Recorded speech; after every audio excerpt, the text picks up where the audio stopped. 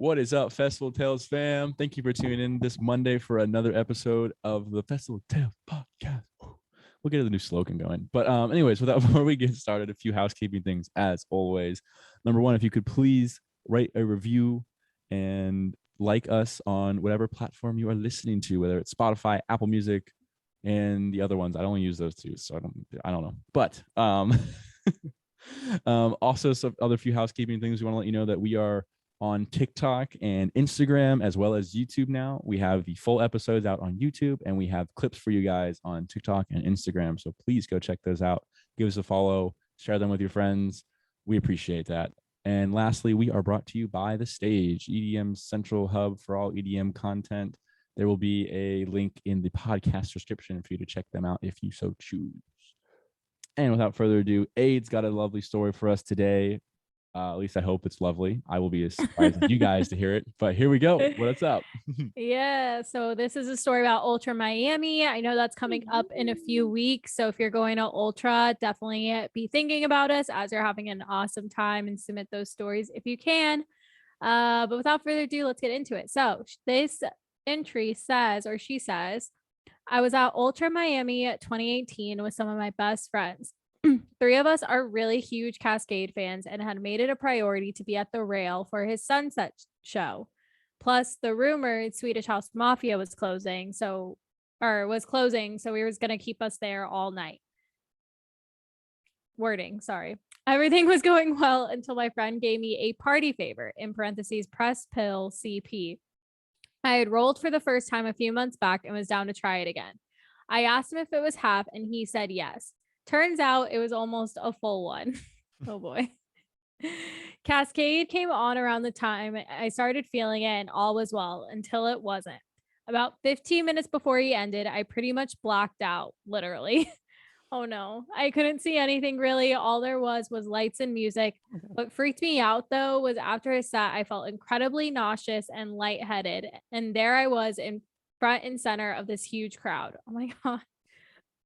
I have a fear of puking, especially in public, so I had to leave. So I ended up ditching my friends and booking out the side of the stage. Oh my gosh.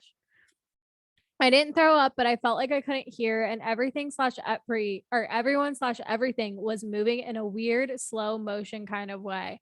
And I knew a mild panic attack was in progress right as I was peaking. I knew I needed electrolytes, and for whatever reason, my roll-ass brain came to the conclusion that coconut water was a must. Lucky me, there was a ton of fruit stands selling smoothies and these coconuts with straws in them. So like the weirdo I am, I spent the next hour hitting literally every single fruit stand I could find in search of coconuts. I ended up going to about 8 total in my quest. I finally slowed down with about 30 minutes before Swedish House Mafia was supposedly going to take the stage. My cousin found me towards the back of the main stage, clutching 3 coconuts and just vibing the fuck out by myself. LMAO. I love this. Around that time, the drugs had settled in my system and I was enjoying the euphoria / sensory part of the role. We watched Swedish House Mafia set together from the back, and we had a really good time. My friends found us at the end, and we ended the night satisfied all around. Learned my lesson, and now whenever I roll, in parentheses, moderation, guys, I divvy up my own pills. And to this day, I still like to drink coconut water before and after the experience. Thank you for creating such a great podcast. Love hearing everyone's tales. Stay safe, everyone. Peace, love, unity, and respect. I love it, honestly. And thank you, this by the way. Literally could be a meme, like a meme of this girl clutching the 3 coconuts and simply vibing. Oh man, this is a good story. This is a great story. These are the ones I like. That was awesome. Yeah, when in Miami, right? Miami. Party it up, baby. Have you been at Ultra? No. Me either. It is shocking. Yeah. I mean, being in Florida, you're like, oh, everyone, when I tell people that in the scene, like, oh, we're from Florida, they're like, been Ultra. And I'm like, no. Like, they're like, like, it's so shocking to them. But the reality is like Ultra is so expensive that least me and my friend group, we look at it and we're like, we could do another in-state festival for X amount of money, or let's travel. Like I know in 2019 we were like, let's go to EDC Vegas. Like it's the same price for us to go to Vegas or to stay in our home state. We're like, let's go to Vegas. So yeah, we did EDC Vegas instead. It's just very hard living in Florida. Not that all my friends don't go and stuff, but like it's very hard for us to be like, let me spend a lot of money on this when I live in this state. So Yeah. I haven't. I know some friends that went in college and stuff, but I will say a lot of the friends that I know that went in college and stuff were going to go, and that's like one of the few festivals they've ever done. You know what I'm saying? Like they were just going like, oh, I'm in college, I want to go to a Good festival. time party. Yeah. Right. Exactly. And then they look at that too, like, oh, I'll take spring break, I'll go there, I'll go to Miami, I'll do the festival and spring break. So it's like, yeah, just nothing against it. I do want to go one of these days eventually, and I will make my way there. But no, I haven't gone yet. Yeah. Emma's been trying to convince me to go, and she hasn't been successful in getting me to go this year. Why won't you go though? Because yeah, the same thing. Miami is so expensive. It is. Like on top of the ticket, like where you stay and everything else, like I can't do that in Coachella. Like I can't justify, because Coachella is going to be expensive too. You know what I mean? Mm-hmm. So it's kind of like with some of those bigger out of state festivals, if it's in the spring, you really have to like pick and choose, you know? Yeah. No, I mean, it makes sense to me. Yeah. But nothing like, you don't have any qualms with the festival. You're just like, I'd rather spend money. A little bit too, just from what I've heard. I feel like 2018 should have been my year to go, honestly, which was the Swedish House Mafia year. This year that this person went, that seems like that should have been the year I would have gone. But I don't know. We'll see how things turn out this year with it being back at Bayfront Park. But the Resistance stage, which is like all house and techno, is probably where I would live most of the weekend anyway. So I'm kind of like, why don't I just go to a house and techno festival instead? Like I would see some of the other acts, but I don't know. It's so expensive that it's hard to, like, I can't get past that price point first. Yeah. I do understand that. Yeah, that'd be one of the festivals though. You gotta go explore around. You gotta go see the other state. Like it's big enough to where you could go. I'd have to do the other stages and stuff like that. Right. Yeah, it'd be worth it. Yeah. It'd be time. You spend money. That's all you gotta do. We'll see. Dip your toe in the water. But maybe next year. We'll see. We'll see how this year goes, because I'm curious what the first ultra back will be like, especially with like, I don't know, the issues that they've had as a company. Yeah, yeah. I mean, with 2019, I had friends that went and they actually loved it. But I know it got like a really bad rep with the whole buses and stuff. But I had buddies that were like, I mean, I don't know if it's just because of my buddy, but he was like, it wasn't as bad as like it was coming across. Like, yeah, it was annoying, but it wasn't like deathly. Like he was yeah. But wasn't like Firefest level. He liked it on the island. No, not at all. He liked it on the islands. He was like, it was so like trippy to, you're in this big festival and then like you're walking through the woods. Like you wouldn't think of Ultra. You think of Ultra as like a city festival and whatnot. So he was like, I loved it because it was big, but then like you were walking through the woods and through like the mangroves to go to another stage, and then it opens up and you're there. And it's just, he was happy to go that year. He was like, no one will ever get that experience again. So which is probably true. So, but that's besides the point. I wanted to say, girl, I am with you on the throwing up part. I do not like that at all. I hate it. And I'm someone who, to not throw up, I'll just sit in misery. Like I will just be like, I'm just not doing it. Like I've like hangover anything. I have people that are like, just pull trigger, you'll be fine afterwards. I'm like, I would rather suffer than do that. Like I'm gonna pull the trigger. Yeah. That's why we're co-hosts. You do one, I do the other. Perfect. I'm like, if I know that this is gonna make me feel better, let's do it. It's not like, and that is the right way to think about it, but I just hate throwing up so much that I don't like, I take that logic part out of it. I'm like, I just won't. Not. And I agree. Like, I'm sure, like, I remember saying that to someone once. I was like, I'm sure it will help, but I'm not doing it. They're like, what? I was like, I hate that so much. So with you on that, girlfriend, that sucks. At least you got better. And I will note that maybe coconut water will help me. I feel like I've heard a lot of people's, not a lot of people, but I feel like there's some people where their go-to when they're rolling is a smoothie. I've heard that for tripping, but I couldn't see a bad smoothie either way, to be honest with you. Yeah. Like, especially if it's like, oh, I love like a strawberry banana twist or something. Probably Ooh, lemon yeah. twist from Smoothie King. Strawberry lemon twist. That's I told you, I think I said that before. That's like my post festival treat. Like every Oh time yeah. yeah, like the next day I'm like, I'm going to get myself a lemon twist strawberry smoothie. Woo! Put some multivitamins in, feeling energized after that. Yeah. I go for the lemonade. I was about to I I was always gonna do bring the up lemonade. what I was gonna bring up. Ever since Ubby Dubby, me and my group have done lemonade. Like I never got into it then, but I had friends that did, and something about there was that one So stand, good. food truck stand that had such good lemonade. Our friend Sammy, shout out Sammy if she's listening. She got dead ass like 8 on the first day, like 8 lemonades. To the point where the next day the guy was like, "Oh, you're back! Like it's you! Like hey, how are you?" Like he like recognized her. It was so funny. Yeah, That's hilarious. we were lemonade fiends that weekend. It was good though. We have a buddy on the lemonade subject. Not to go too far off topic here, but on the lemonade subject, that he at the end of the night will buy lemonade, walk away, he'll put it in his hydration pack, Oh yeah. and then go get another refill, put it all, and fill up his hydration pack with lemonade, and then have it for the rest of the night. Like for whatever, he'll go to an after party with his hydration pack and lemonade.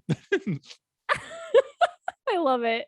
It's great. It's a great idea. I've done that before. I don't know what festival it was. I only did it once because then after that, even if you wash it or clean it, like it still kind of has a lemony taste to it. Yeah, I remember I forgot, like I didn't drink, like I did it. I was like, oh, that'd be so great. And that was when I wasn't super into lemonade, and I did it and I forgot. And like the next day I woke up and it was full still with lemonade. And I was like, oh, dang it. Like I just messed, I just wasted all that money and lemonade for no reason. It's always funny the next day when you wake up seeing like the decisions you made at a festival and then being like, why did I do that? Or like, why is this here? I think of what's the worst one I've had. I've got friends that have had made some horrible decisions, but like I got Lost Lands one time when a buddy just decided, I don't know what he was thinking. He went to the it was he was just like, I want to go party. Like I don't care about staying up. I'll set up my tent like later or whatever. And we got in on the lines were long, obviously, and stuff that people know about. But we get in, we set up that night and go to bed. He shows up from the after party at like 6 a.m. and is like, yeah, I'll put my tent together and stuff. Barely puts it together. I wake up in the morning and I see him in his air mattress is in like the air's out of it. So he's like in a V, like in the middle of this thing, just curled up in a ball, no blanket, nothing. It was like 50 degrees out and he was just set down asleep. And I was like, and he wakes up and he's like, I'm miserable. And I'm like, you did this to yourself. Like you did it to yourself. So funny. This is so funny. I'm miserable. We're like, really? Are you? You're curled up in a ball with no blanket in 50-degree weather. But like in that, when he was going through that thought process, he was like, oh, like this is fine, right? I'm sure of it. Or he just didn't care. The funny part was his tent, he didn't put the, like, you know how tents have those rain things that put over it, and it wasn't supposed to rain, but he didn't put that over it. So like his tent was just like the bug netting, and we could just see into his tent, so you could just look in and see him sleeping in the morning. It was just so funny to walk by and just look in, and he'd be like just it's a goofball. Yeah, that's so funny. But it's like the similar thinking that this girl was in. Like in that moment, she was just like, I need a coconut water, you know?